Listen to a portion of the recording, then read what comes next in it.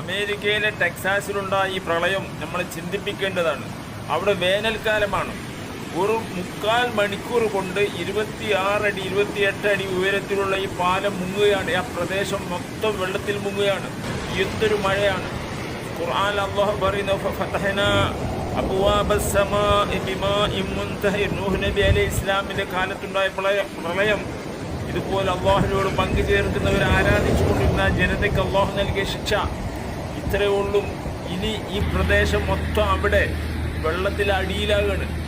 അവിടുത്തെ ഈ നൂഹ് നബി അലൈഹി ഇസ്ലാമിൻ്റെ കാലഘട്ടത്തിൽ വദ്ദു, സുവാ, യഗൂസ്, നസ്ർ ഇങ്ങനെ കുറേ ആളുകൾ, മഹാന്മാരായ ആളുകളെ വിഗ്രഹങ്ങളുണ്ടാക്കി ഒരു മരിച്ചുപോയ ശേഷം ഇന്നിട്ടുള്ള ജാറങ്ങളും വിഗ്രഹങ്ങളും പോലെ തന്നെ അതിനെ ആരാധിച്ചിരുന്നു. നോക്കണം, ആ പാലം നിറഞ്ഞിട്ട് ഈ ഇത്ര ഉയരത്തിലുള്ള ഈ പ്രദേശം മൊത്തം വെള്ളത്തിലാവുക. നമ്മുടെ കുറ്റിപ്പുറം ഭാരതപ്പുഴ നിറഞ്ഞിട്ട് കുറ്റിപ്പുറം പാലം എല്ലാം ഓവറായി നമ്മൾ ഈ പ്രദേശം മൊത്തം വെള്ളത്തിലായ എങ്ങനെ ഉണ്ടാവും?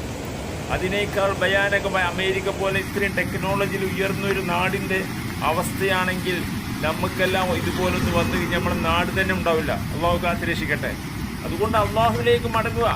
നോക്കണം, ആ പാലമാണ്, ആ തോടാണ് ഇപ്പോൾ ഇതിങ്ങനെ. ഇനി ഇത് നിറയുകയാണ്, ഇത് ഓവറാവുകയാണ്.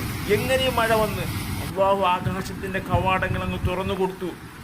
ഇത്രയേ ഉള്ളൂ അള്ളാഹുവിനെ നമ്മളെ പിടിക്കാൻ. അതുകൊണ്ട് അള്ളാഹുവിനോട് പങ്കു ചേർക്കുന്നതിനെല്ലാം ഒഴിവാക്കുക. അള്ളാഹുവിലേക്ക് ഖേദിച്ച് മടങ്ങുക. ഈ അക്രമവും ധിക്കാരും അള്ളാഹുവിന് മതത്തെ പരിഹസിക്കുന്നു. അവൻ്റെ ഓക്സിജൻ, അവൻ്റെ ഭൂമി, അവൻ നമ്മളെ സൃഷ്ടിച്ചത്, അവൻ്റെ മതത്തെ പരിഹസിക്കുകയാണ്. അവരെന്താ പറഞ്ഞത്? അവർ പറഞ്ഞു, ജനങ്ങളെ, നിങ്ങൾ നിങ്ങളുടെ ദൈവങ്ങളെ ഉപേക്ഷിക്കരുത്. വലാ തദറുന്ന വദ്ദൻ വലാ സുവാഅൻ വലാ യഗൂസ വയഊക വനസ്റാ. വദ്, സുവാ, യഗൂസ്, യഊക്ക്, നസ്ർ എന്നിവരെ നിങ്ങൾ ഉപേക്ഷിക്കരുത്. ഇതെല്ലാം ആ ജനതയ്ക്ക് മുമ്പ് കഴിഞ്ഞു പോയ മഹാന്മാരായ നല്ല സജ്ജനങ്ങളായിരുന്നു. അവർ മരിച്ചതിന് ശേഷം അവിടെ അദ്ദേഹത്തിൻ്റെ രൂപവും ചിത്രവും വിഗ്രഹവും ചാറവും എല്ലാം ഉണ്ടാക്കി. അങ്ങനെയാണ് നൂഹ് നബി അലൈഹി ഇസ്ലാം വരുന്നത്. ഇന്നും നമുക്കറിയാം, നമ്മുടെ നാട്ടിൽ സിയമ്മടൂരും മമ്പ്രന്നങ്ങളും ശ്രീരാമൻ ഇങ്ങനെ പല പല രൂപങ്ങളിൽ ചിത്രങ്ങളും വിഗ്രഹങ്ങളെല്ലാം ഉണ്ടാക്കി ജാറങ്ങളിൽ ഉണ്ടാക്കി ആരാധിക്കുന്നു. ഇതേ കഥ തന്നെയാണ് അതും.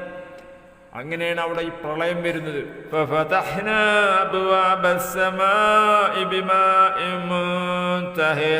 അപ്പോൾ കുത്തിച്ചൊരിയുന്ന വെള്ളവും കൊണ്ട് ആകാശത്തിന്റെ കവാടങ്ങൾ നാം തുറന്നു.